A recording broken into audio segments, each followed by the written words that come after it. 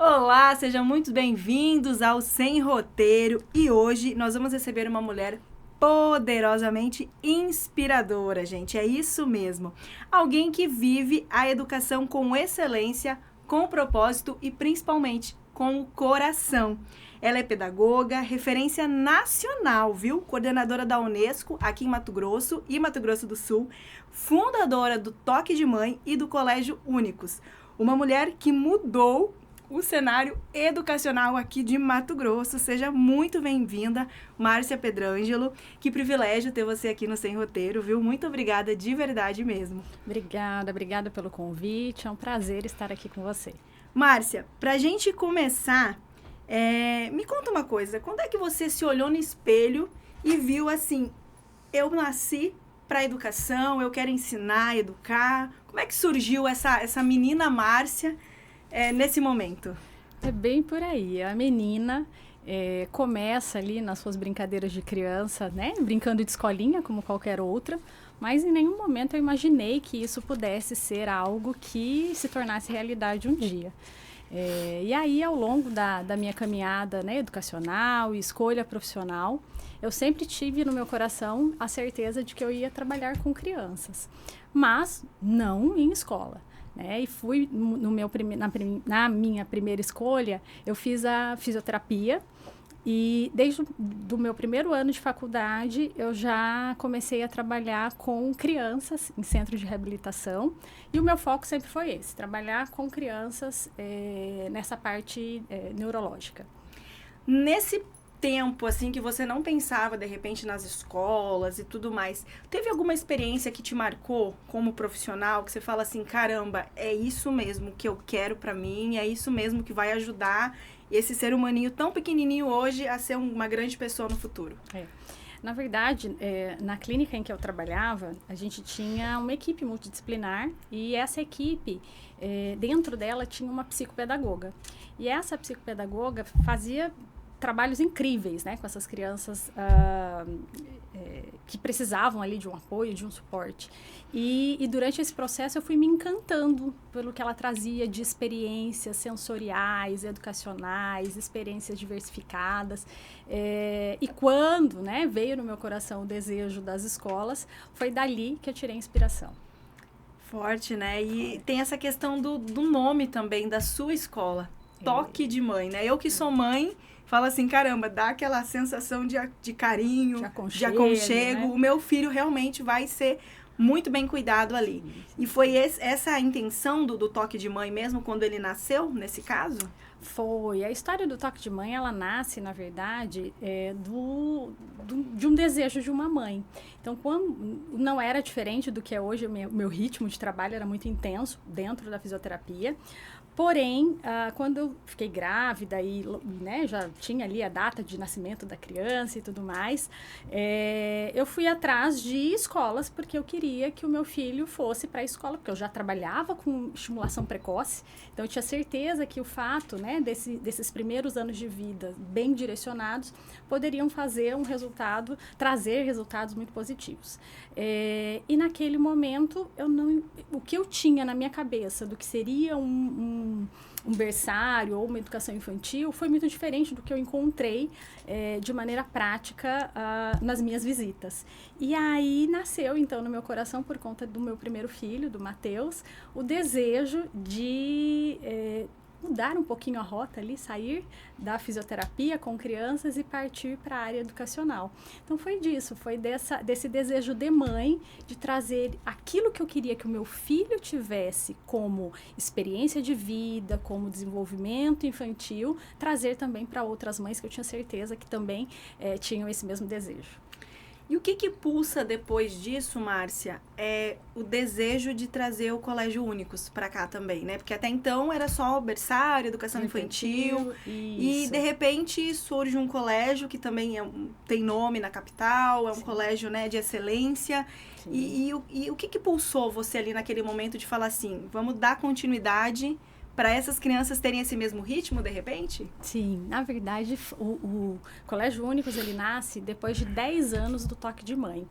E ele vem, mais uma vez, da experiência de mãe, de ter passado, né? O Matheus ter passado ali toda a educação infantil comigo. E quando ele foi para o ensino fundamental, eu não tinha ainda o colégio único, então ele foi cursar em outras escolas. E eu senti essa diferença da metodologia bilíngue para outras metodologias. E eu não queria que os meus, né, enfim, que as minhas filhas passassem por esse mesmo desafio. Então, o Únicos, ele nasce no momento em que as minhas filhas gêmeas já haviam nascido, já tinham cursado ali a educação infantil, e vinha o momento do ensino fundamental para elas. Então, é aquela coisa. O Matheus, eu falo que foi o meu motivador para o toque de mãe, para a educação infantil. A Mariana e a Alice foram as minhas motivadoras para o Colégio Únicos. Mas, óbvio, né, que atrelado a isso, durante esse processo de 10 anos de exclusivamente educação infantil, nós fomos ganhando reconhecimentos, chancelas e próximo a completar 10 anos, nós ganhamos um concurso a nível nacional, chamado PEX, que na época foi realizado pela Pearson Educação, né? E naquele momento a gente recebeu um convite de ser a primeira escola referência Pueridomus fora do estado de São Paulo. Caramba. Pueridomus, na época, era o material de ensino que eu utilizava nas escolas. E era um material que a gente, né, se adequava, eu gostava bastante. E eles fizeram, então, esse concurso nacional com todas as escolas da rede que utilizavam. E nós fomos os vencedores e recebemos esse convite para o ensino fundamental. E foi aí que juntou, então, o desejo da mãe com as oportunidades profissionais. Bom, a gente já entendeu aqui que as duas escolas, o Toque de Mãe e o Únicos, eles têm esse diferencial, né? Faz delas serem únicas nesse contexto de ensino. A estrutura também, né? É muito bonita nesse contexto, é uma estrutura pensada tanto para criança quanto para adolescente, mas além disso, dando ali continuidade no que você falou dessa mãe, né, dos filhos, tem um pouquinho de alma também, né, Márcia? Tem. Eu falo que você desenvolve um amor. Hoje ainda, eu estava mais cedo comentando, que lugar que você chega para trabalhar e todos os dias você é recebido com abraço, com beijo, com carinho. E a escola te proporciona isso, porque ao entrar na escola, você vai recebendo o abraço das crianças. Eu falo que eu vou andando, eles vão agarrando as pernas, né? E isso é muito gostoso. Então, isso te reenergiza para que todos os dias você fortaleça o seu propósito de levar adiante uma educação que faça a diferença, que realmente promova seres humanos melhores para esse mundo aí que a gente vive. E nesse contexto, a gente pode falar de alguma filosofia que a escola tem? Você falou dos metodologias, né? Mas você também colocou o seu quê ali de educadora? Não, eu quero assim, a minha escola, onde os meus filhos vão estudar, vai ser nesse molde aqui também? Como é que foi pensado essa metodologia, no caso, essa filosofia? Sim. Ao longo do processo, né, então, nessa mudança de carreira, saindo da fisioterapia, indo para a educação, então, ao longo disso, enfim, né, tem inúmeros títulos aí educacionais adquiridos ao longo desse processo. E o que eu fui entendendo? Né? A educação, ela precisa de inovação, de tecnologia, mas precisa da afetividade. Então, a gente tentou trazer de uma forma atrelada a nossa metodologia, que hoje é uma metodologia bilíngue, mas não só o peso cognitivo do aprendizado desse estudante, mas principalmente o desenvolvimento de uma educação que traga ali uma robustez com relação a esse aspecto de excelência e de inovação. Então, as matérias que hoje contemplam, né, o nosso currículo relacionados ao empreendedorismo, relacionado a socioemocional, relacionado às questões sustentáveis, ambientais, tudo isso é muito ligado a essa visão de inovação, de tecnologia, mas de afetividade, de entendimento que esse ser humano está inserido no mundo e como é que ele vai impactar positivamente a sua geração e as próximas. Para que isso ocorra, é necessário trabalhar a equipe, né? Essa equipe, ela tem que estar preparada, ela também tem que ser esse ser humano, Márcia, que pensa no futuro, na criancinha, até ela ter essa vida adulta. Como é que é feita essa preparação para essa equipe de vocês? Tá. O que eu trago muito para eles? a estrutura ser linda e maravilhosa, ser limpa, ser organizada, isso não vai fazer com que os nossos... Só isso não vai... Isso ajuda muito, mas só isso não vai fazer com que os nossos estudantes realmente impactem o mundo. O que vai fazer com que eles tragam diferença para essa sociedade vai ser realmente as pessoas que estão inseridas nesse contexto educacional e o quanto eles são importantes. Então, o que a gente diz lá na nossa instituição? Todos são educadores. Se você pegar a portaria, a pessoa da manutenção, se você pegar o administrativo, a secretaria, todos eles são responsáveis pelo processo educacional desse aluno. Por quê? Desde o momento em que ele passa pelo portão e vê o porteiro, né, dando um sorriso, dando um bom dia, sendo respeitoso, ele entende que o universo, né, no qual ele está inserido ali educacional é um mini mundo. E é assim que ele vai aprender a se relacionar dentro desse espaço e é assim que a gente gostaria de vê-los no futuro, né, se relacionando em todos os ambientes pelos quais eles estiverem. Então, o processo de cultura com os nossos colaboradores, ele acontece de uma maneira recorrente. Então, há mais ou menos uns 7 anos, 8 anos, a gente implementou os treinamentos semanais, que foi a maneira que a gente encontrou no horário de trabalho. Então, hoje, os colaboradores eles recebem para estudar. Dentro do horário de trabalho deles, existe uma grade reservada, todas as sextas-feiras, onde a gente traz palestrantes de fora, a gente utiliza o nosso próprio time para fazer essa formação, mas muito reforçando qual é a nossa essência, onde a gente quer chegar, porque a única maneira de alinhar o pensamento, então se você conversar com qualquer um dos colaboradores hoje dentro da instituição, você vai perguntar para o porteiro, você vai perguntar para a secretaria, você vai perguntar para o educador, eles vão ter o mesmo discurso, de maneira alinhada, porque a gente consegue trazer isso com essas formações recorrentes. Então, o fato de eu estar inserida, né, em diversos grupos de mastermind, em grupos de coordenação, né, do PEA e Unesco, em missões internacionais, em participações em feiras, em congressos, tudo isso não adianta parar na Márcia, né? Precisa ecoar dentro da instituição. E essa é a forma que a gente traz de maneira prática dentro da instituição, diluindo tudo isso, né, semanalmente, para que eles possam beber direto da fonte e levar isso para os estudantes.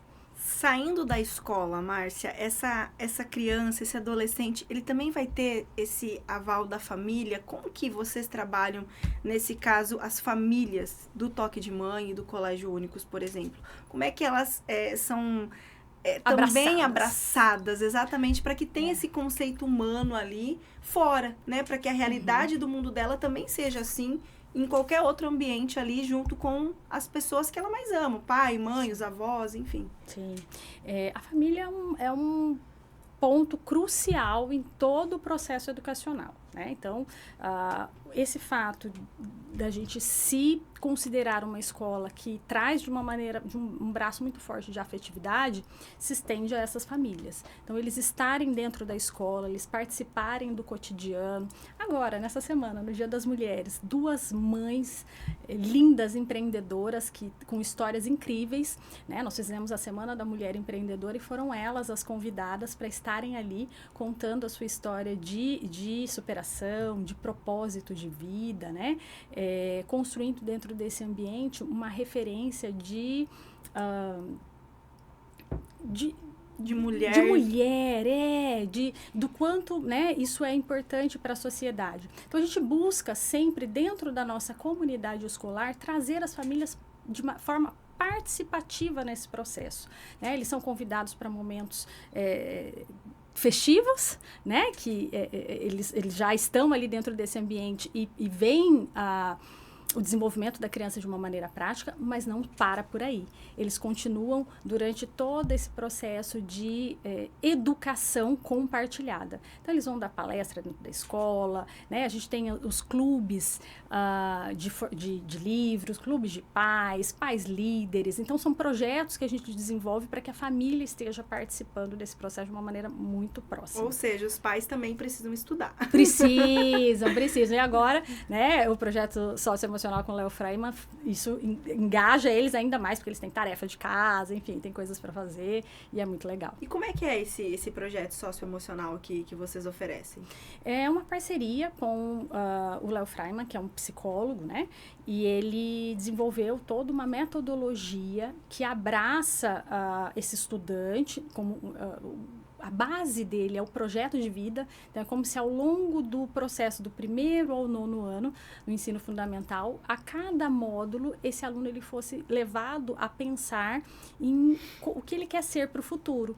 Essas provocações vão acontecendo e vão fazendo com que coletivamente, né, de maneira ali social, eles se percebam em que momento eu estou e qual é a minha posição no mundo e como é que eu posso impactar as pessoas. Então, só que para isso a gente precisa da família junto também, né? Então, existem tarefinhas que vão para casa, que são da família, existem momentos ali de interação, existem palestras que acontecem, né? Ou cursos que a família precisa participar, enfim, e tudo isso acaba ali se tornando uma ferramenta de extremo poder para que a gente chegue e acesse as crianças e não só os educadores, porque né, eles são preparados para ministrar aquilo, mas se parar neles também não vai adiantar. É como se, o interessante seria como se a educação enxergasse cada criança como ela de fato é, e trabalhasse aquela emoção dela, sem ter aquele molde, né, é assim e acabou, não. Sim. Vocês mostram a criança ali como ela é, enxergam ela na essência, seria mais ou menos isso. Isso, o nome da escola fala muito, né? Únicos, único em latim, e é justamente por isso. O nome Únicos, ele veio do que a gente ouvia muito das próprias famílias. Vocês são únicos. O que eu encontro aqui, eu não encontro em lugar nenhum. A maneira, o olhar que você tem para o meu filho é muito especial. Eu venho conversar, você sabe, você me descreve ele, às vezes, melhor do que eu, que sou mãe. Então, essa sensibilidade é real, porque, gente, nos dias de hoje, as famílias, elas acabam, né, nessa questão profissional, trabalho, o nosso tempo, ele é um pouco mais reduzido mesmo. E aí, esse estudante, ele passa 4, 5, às vezes até 8, 10 horas dentro da escola, e claro que a gente vai conseguir perceber ali pormenores que, às vezes, a família ainda não conseguiu enxergar.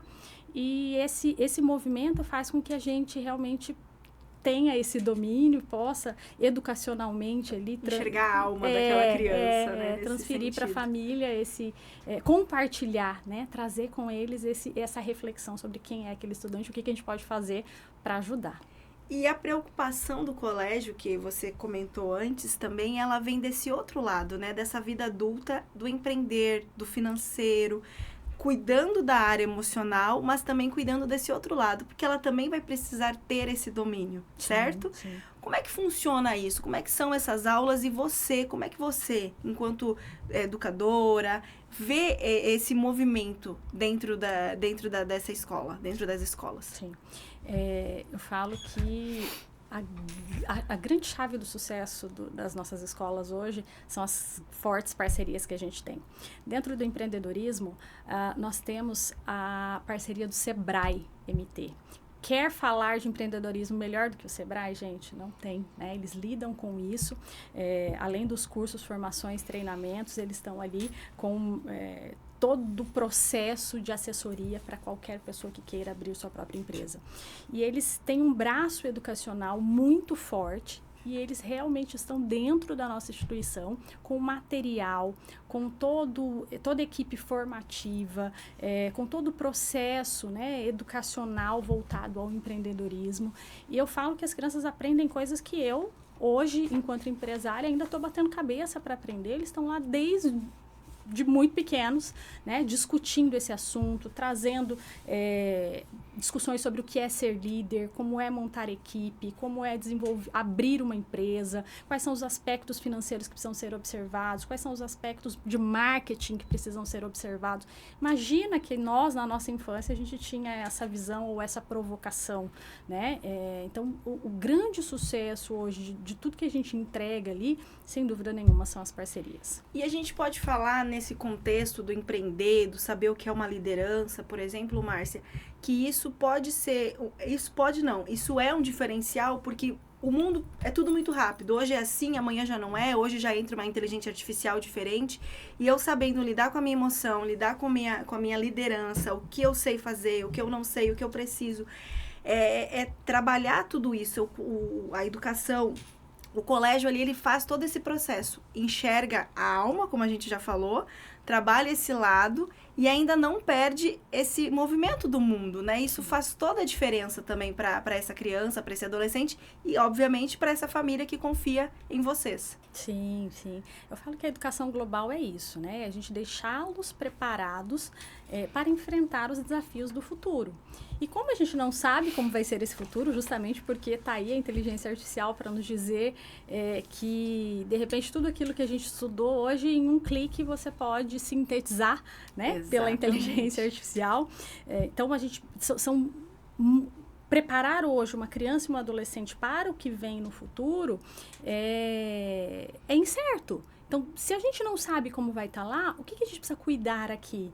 Dar ferramentas para que eles sejam e tenham pensamento crítico. Porque não adianta mais só o conteúdo, não adianta mais só a robustez. Isso é extremamente importante, é um braço muito forte, né? A robustez na entrega educacional.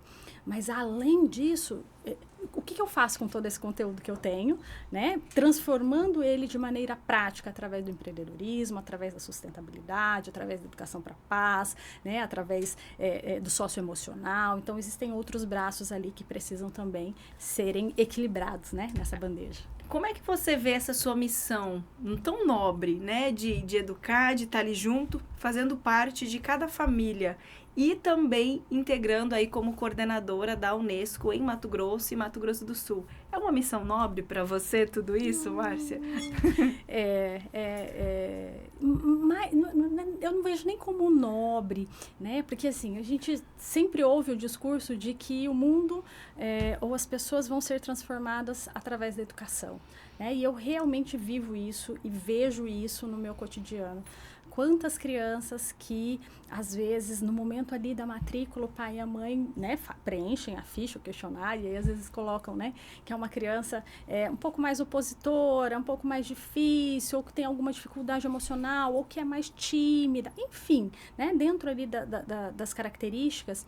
E quando essa criança chega pra gente, a gente meio que ignora aquilo que o pai e a mãe falou e a gente quer realmente entender essa essência. E muitas das vezes essa criança é completamente diferente daquilo e a gente consegue perceber ao longo do processo essa evolução e isso sim, esse desenvolvimento, essa evolução, essa mudança, essa transformação é que enche o nosso coração diariamente para continuar investindo força, energia, estudo, dedicação, conseguindo aí com que a gente veja crianças e adolescentes fazendo a diferença no meio social onde eles vivem.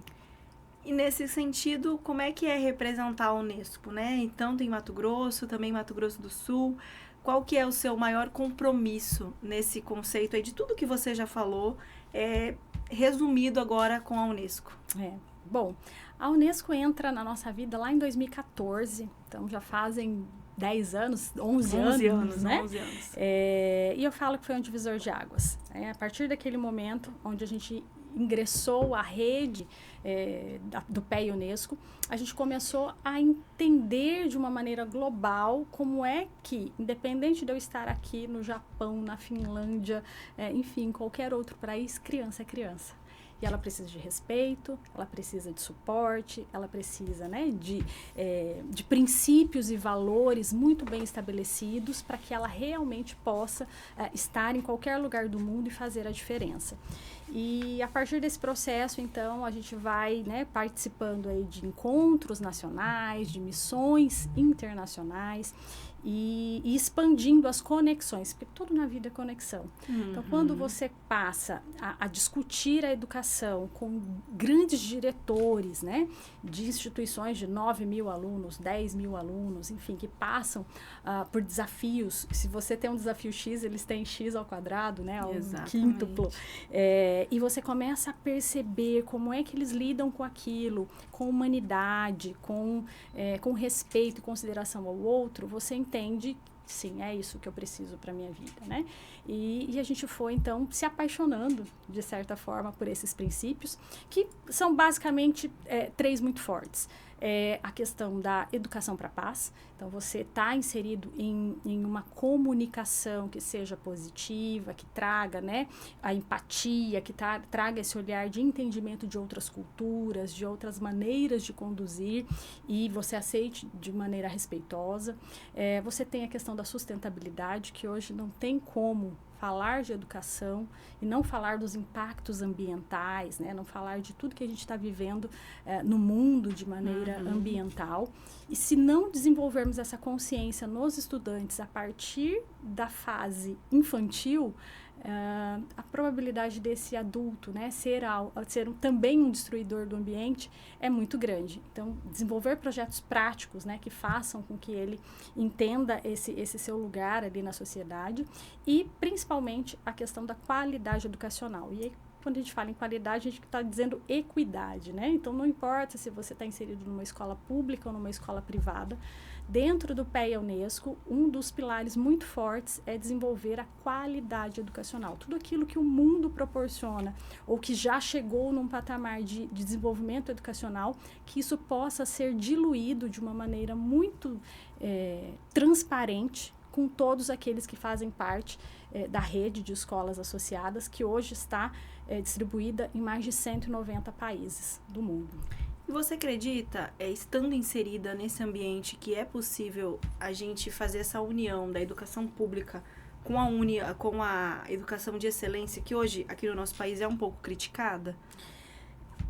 O trabalho em rede, ele te ajuda no que eu te falei com relação ao network. Então, por exemplo, eu como coordenadora Unesco, mas independente do papel de coordenadora, né, mesmo quando eu ainda não exercia essa função, o que a gente fazia era realmente trazer escolas públicas que a gente sentia essa necessidade maior realmente de um incentivo educacional, não só esperar pelo público, porque não adianta a gente se colocar nessa posição do vitimismo, é porque é o governo, é porque é isso, é que é o clima. Não, a gente precisa se colocar numa posição de o que eu posso fazer para contribuir, né? E eu acho que é essa mentalidade que quem faz parte da rede PEA desenvolve. Então, inserida dentro do meu contexto, eu não vivo dentro de uma bolha. Os meus estudantes, eles têm essa compreensão de que eles não estão dentro de uma bolha, que só eles vão conviver eternamente só com quem está dentro da escola. Eles estão inseridos dentro de uma sociedade, de um mundo que é muito maior.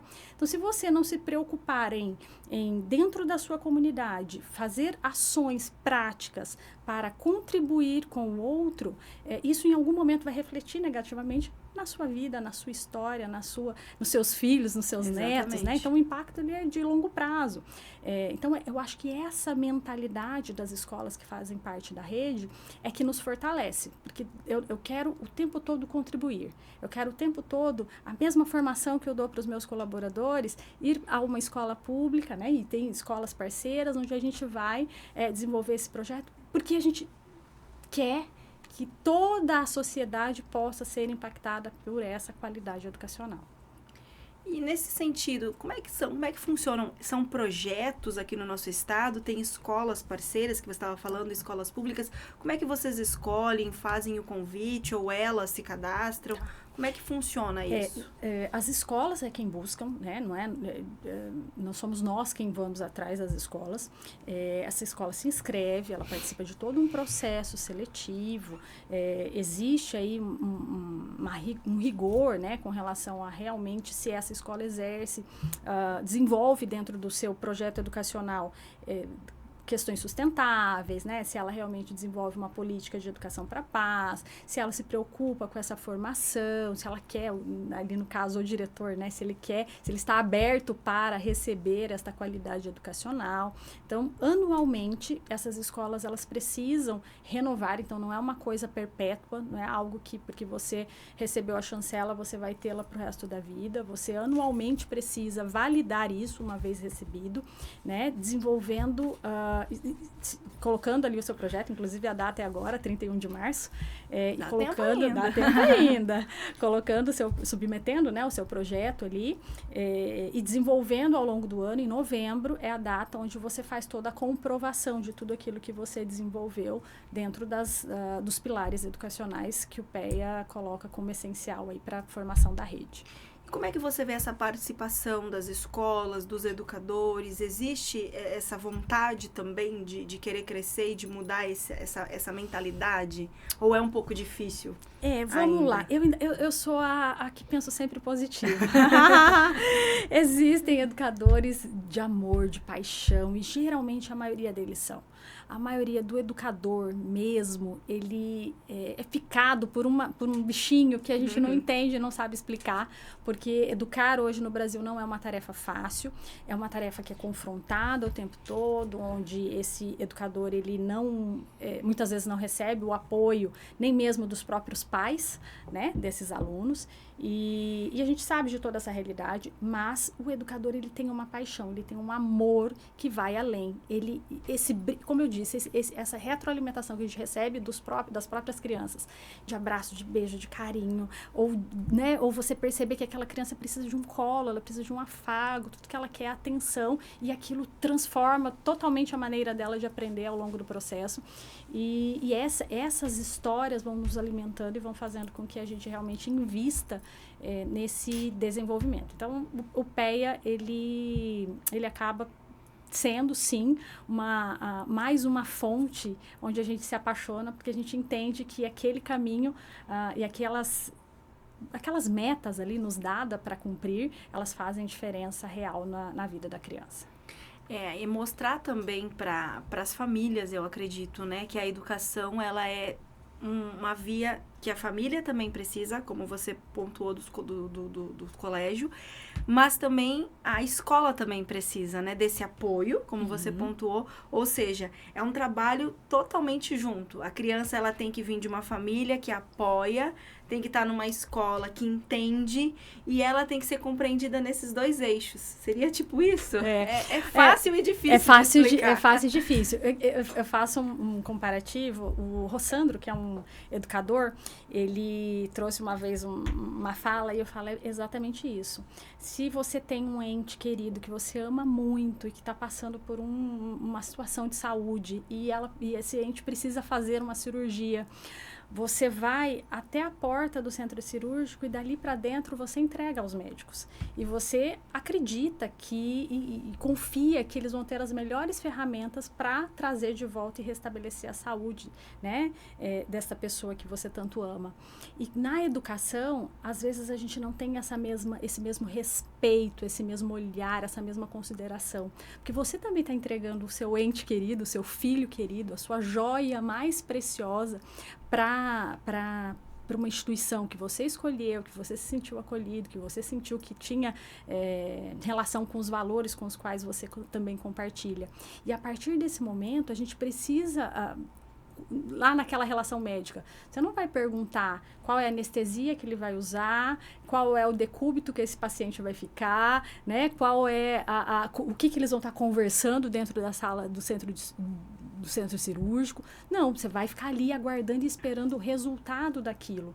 E na escola a gente precisa disso também, muitas vezes, né? De que os pais realmente confiem mais confiança e entendam que o educador, ele é a referência, ele é o que estudou para aquilo, que desenvolveu para aquilo. E se você está numa instituição em que ela é tão exigente com relação a essa parte de formação, de treinamento, de execução, confia, vai dar certo, né? Aguarda esse resultado, joga junto, vamos jogar a bola para o mesmo gol, né? Não vamos um jogar para um lado e outro jogar para o outro, porque esse resultado não vai dar bom. A gente está no mesmo time, a gente quer as mesmas coisas, a gente quer que esse aluno e essa criança ela entre de um jeito e ela saia 2, 3 vezes melhor do que ela entrou todos os anos. Eu falo que essa é a nossa obrigação. Se eu receber o seu filho, eu preciso entender que eu preciso entregá-lo de volta a você muito melhor do que você me entregou, né? Então, esse compromisso educacional precisa ficar muito claro na cabeça da família, senão aí a gente realmente fica ali num embate e perde muito tempo nesse embate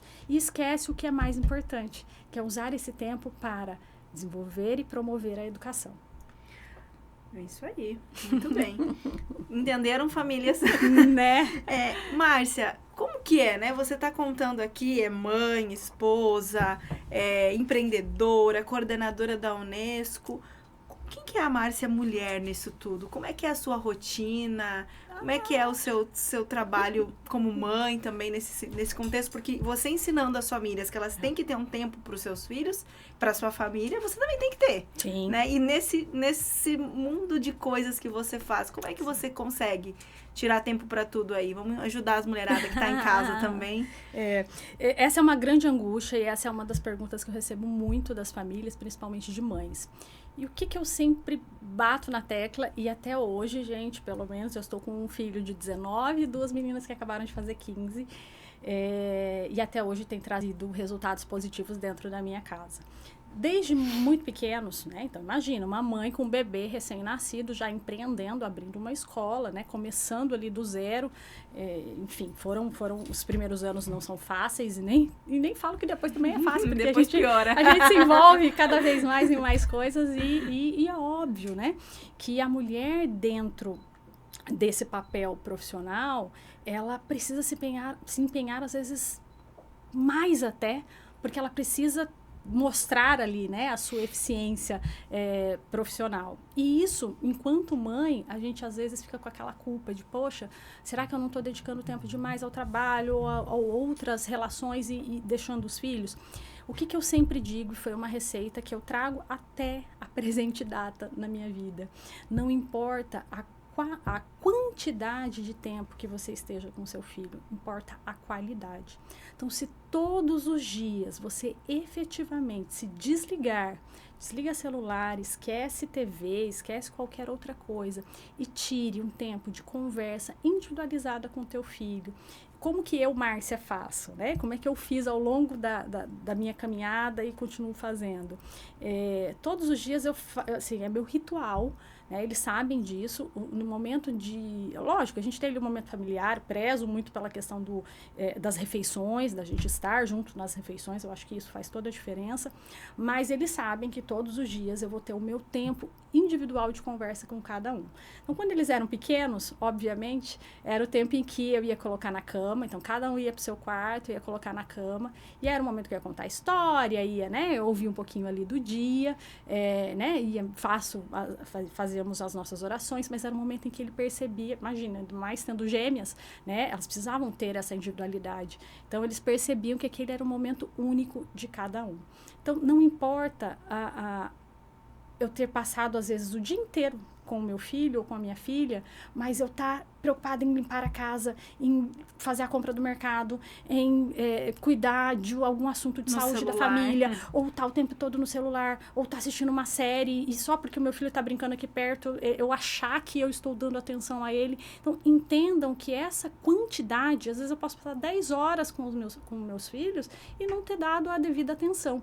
Mas se você, de forma constante, consistente, diária, você se comprometer a todos os dias ter esse momento de relação individual com o teu filho, ter uma escuta sensível, ouvir, compartilhar, falar dos seus valores, dos seus propósitos, daquilo que você entende como um valor familiar forte. Ao longo do processo, gente, tem colheita positiva, e eu posso garantir, porque eu tenho 3 e as experiências que eu tenho colhido com os 3 são, até o presente momento, são de extrema relação de profundidade, né, de amor, de carinho, de respeito, do desejo de todos os dias ter aquele momento do bate-papo individual. Então, é uma construção, né? Eu acho que é isso. Eu acho que você ter o tempo... entender que esse papel você precisa desenvolver, não eventualmente, mas de maneira constante, acho que faz toda a diferença. O que mais te emociona hoje como mãe, né? Mãe de adolescente, mãe de um menino de 19, 2 meninas de 15.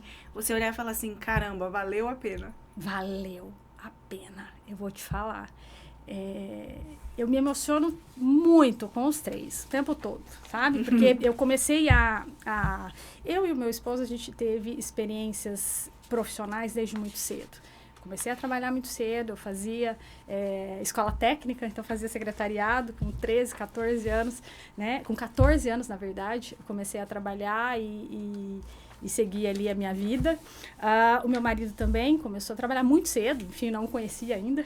E a gente teve sempre essa concepção de que o tempo ocioso não é benefício, não traz benefício. Eu acho que quanto mais cedo essa criança, esse adolescente, ele se inserir no mercado de trabalho, isso pode ser positivo. E assim aconteceu com os nossos 3, desde os 13, 14 aninhos, eles já começaram a acompanhar a gente nas empresas de uma maneira efetiva, cumprindo horário, né, tendo ali as suas responsabilidades, sem ligação nenhuma comigo, né, sempre em setores que fossem muito independentes, que não tivessem relação direta comigo, para que eles desenvolvessem, né, essa relação humana do respeitar o outro, o estar ali com diferentes pessoas, né?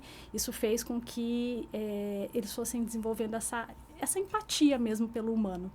E hoje eu me emociono muito porque com tão tenra idade, né, são tão jovens ainda, mas são extremamente responsáveis, né? E mesmo eu falando que eu não quero que eles se envolvam com a educação, sigam o caminho, o que estiver no coração, mas eles, né, têm ali dentro deles essa predileção, e a gente não sabe o que vem aí pelo futuro, mas esse trabalho, essa dar dignidade, né? Eu acho que ter esse propósito dessa criança ou desse adolescente se encontrar enquanto espaço em outros ambientes que não sejam só o familiar e o escolar, fazem também uma diferença significativa. Isso fez com os meus e eu sou muito feliz por isso. Que lindo! E nesse sentido, vamos falar assim, o que é ser mãe hoje para você? A gente está no mês de março, mês da mulher, mas hoje a gente faz essa ligação ainda, né? Da mulher empresária, da mulher mãe, da mulher esposa, e você tem todo esse contexto. O que é hoje para você e qual conselho você daria para essa mulher que deseja ser mãe, para essa mulher que já é mãe, mas de repente se viu nesses compromissos todos sem tempo de cuidar do filho? Uhum. Qual é o conselho da Márcia educadora, da Márcia com experiência que você carrega? A maternidade, a gente não pode romantizar, dizer que é tudo lindo, tudo não maravilhoso, porque não é, né? Eu ainda que tive gêmeas, então, assim, dá trabalho, né? Essa questão, são 2 banhos, 2 mamados, enfim, tudo duplicado ali, já tinha mais um, então eram 3, né, ao mesmo tempo. Então, a maternidade, ela exige de você realmente uma predileção e um tempo, a compreensão de que você vai precisar dedicar um tempo para aquilo. Mas o saldo que você recebe, né, o que você traz de benefícios de tudo isso é impagável. É a fala, é o beijo, é o abraço, é a cartinha, é o reconhecimento, é essa conexão, essa coisa do olhar nos olhos e você entender só pelo olhar o que é que aquele outro ser está sentindo, é o você desejar muito mais ao outro do que a você mesmo, né? Eu acho que essa possibilidade que a mãe tem de enxergar no outro algo além, que você não se satisfaz mais só com tendo as suas coisas realizadas, você se satisfaz muito mais com a realização do outro. Isso te torna humano, isso te torna sensível, isso te abre para outros caminhos que o homem não vai ter. Não adianta. Exatamente. Né? A sensibilidade feminina vai sempre superar isso. Exatamente. Bom, você deu o conselho para mãe, para essa mulher, mas referente a essa questão do seu público educacional, se hoje você pudesse dar conselhos para esses pais, para os educadores e até mesmo para os jovens que de repente sonham nesse caminho, né? Porque hoje existe até aquela repulsa, nossa, você quer fazer pedagogia, né? E assim, o quanto é importante isso? Poxa, é o início, né? Que conselhos você dariam para esses pais que estão em idade de colocar os seus filhos em escola? O que eles têm que procurar? Às vezes não tem a condição de colocar num colégio como o seu, a condição financeira, mas quais valores? O que eles precisam entender desse colégio para que haja essa confiança? Quero que você deixe um recado também para os educadores e para quem está nessa caminhada, para quem sonha um dia, né? Porque conversinha vai existir, né? Você quer fazer pedagogia? Poxa, né? Ou algo do tipo. Que a Márcia fala para esses 3 públicos aí? O que acontece? é aquilo da educação, ela foi sendo banalizada, né? Ela foi sendo marginalizada, na verdade, sendo deixada de lado. E quando o educador, ele se percebe neste processo, caminhando para esse seu propósito ou esse seu desejo, ele recebe, sim, como eu lá atrás recebi, muitas perguntas e questionamentos do tipo, nossa, mas você vai cuidar do filho dos outros, você tá louca, né? Isso dá muito trabalho, imagina, você vai receber contestação o tempo inteiro. E gente, de verdade, hoje não me enxergo de outra forma, não me enxergo de outro jeito, porque educar é algo que, como você mesmo disse, é da alma. Você se descobre ali dentro daquele processo com tanto brilho, com tanto amor, que não importa o que façam, né? Você vai trilhar esse caminho. Então, siga dentro do processo educacional, para você que é educador, siga dentro desse processo, realmente se validando como um profissional dessa área, né? Não se marginalize, não permita que esse discurso chegue até você, invista na sua formação, no seu treinamento, no seu estudo. Hoje, nós temos ferramentas e benefícios que são gratuitos. Quantos e quantos cursos estão aí online, disponíveis gratuitamente para que você faça, você se capacite, você seja melhor. E traga isso como propriedade para qualquer pessoa que te questione, né? Leve essa informação baseada em metodologias, baseada em conceitos, em situações reais do seu dia a dia ali, da sua vivência, para que esta família empodere você como realmente um educador capaz. E para você, pai e mãe, né, que vocês realmente entendam o quanto a educação é o canal, o caminho de desenvolvimento do seu filho. Por melhor que vocês sejam dentro de casa, por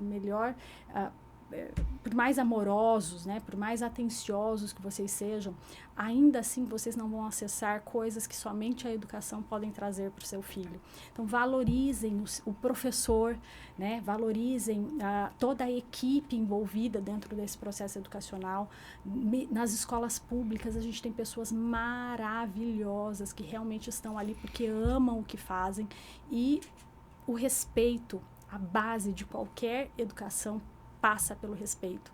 E o respeito precisa ser de ambas as partes. O educador precisa ter esse conceito, né, educacional de respeitar as crianças e as famílias. E quando acontece esse alinhamento da família, ao contrário também, essa somatória não tem quem possa derrubar e realmente fazer com que o nosso mundo seja melhor. É isso aí, pra gente finalizar, para quem tem esse desejo de empreender também, né? Uhum. Ser uma dona de um colégio, dono de um berçário. O que ele tem que ter além de alma, né? A alma é fundamental. Sim, a gente não tem como. Pontuou muito isso aqui. Tem que gostar muito, até porque você está trabalhando com o filho do outro, né? Uhum. Além de tudo isso, Márcia, o que essa pessoa também precisa? Para ter garra e para empreender nessa área de educação, que hoje está cada vez mais difícil, né? Empreender em qualquer área desafiador. É desafiador, porque você precisa realmente... A maioria das empresas morrem ali no primeiro ano ou nos próximos 5 anos. As empresas que avançam de 5 anos adiante são realmente... que entram nesse perfil de maturidade, hoje são poucas. Por quê? Justamente por esse período de resiliência. Você precisa ter muita resiliência. Você vai receber muitos desafios, desde burocráticos, documentais, financeiros, né, até você ter o capital de giro, enfim. Então, tem muitas coisas envolvidas ao longo desses primeiros 5 anos de empresa, que se você não tiver realmente convicção do que você quer, aonde você quer chegar, esmurece, não tem jeito. Então, para o empreendedor, ele precisa ter a consciência disso. Os 5 primeiros anos vão ser ali árduos, né? Não que depois dos 5 vai ser mar de rosas, mas você precisa saber que existe uma luz no fim do túnel, tem como você impactar pessoas através das suas escolhas. Isso te permite, né, ao longo desse processo, construir conexões fortes e você, aos poucos, ir se entendendo cada vez mais como empreendedor e trabalhando essas inovações e essas diferenças, trazendo sempre a sua essência, trazendo sempre o seu diferencial, porque dentro do campo do empreendedorismo só se destacam aqueles que realmente têm o que mostrar, né? Querem fazer realmente uma entrega de excelência, de qualidade, senão você não perdura no mercado, não adianta. Então, é ter essa, acho que basicamente, resiliência, ter essa paciência aí de passar pelos desafios que são normais, mas que é o que eu falo.